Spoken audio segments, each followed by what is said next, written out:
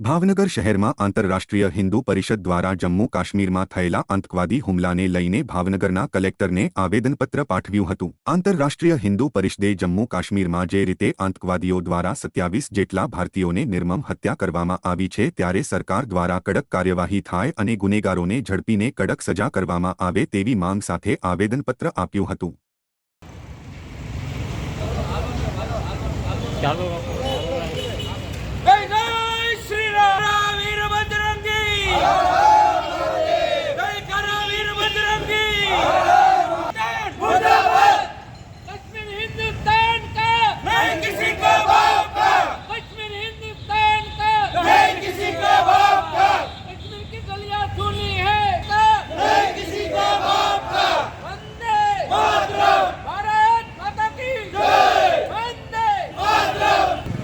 મારું નામ ભૂપતભાઈ વનવાણીભાઈ બારિયા, આંતરરાષ્ટ્રીય હિન્દુ પરિષદ, રાષ્ટ્રીય બજરંગ દળ, મહિલા ઓજસ્વીની વગેરે સંગઠન મંત્રીની જવાબદારી।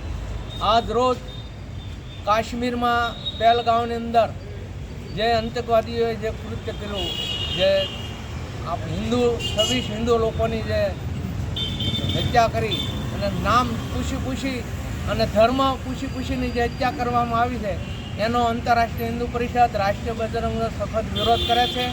અમે માન્ય વડાપ્રધાન નરેન્દ્રભાઈ મોદીને વિનંતી કરીએ છીએ કે ઈંટનો જવાબ પથ્થરથી આપવો જોઈએ અને જે 26 લોકોને માર્યા એમ ત્યાંના જે આતંકવાદીઓ છે એમને સફાઈઓ બોલવામાં આવે અને જે સ્થાનિક લોકો જે છે પહેલગામના જેને આતંકવાદીઓને મદદ કરી છે એમને પણ સજા દેવામાં આવે એવી અમારી વિનંતી છે।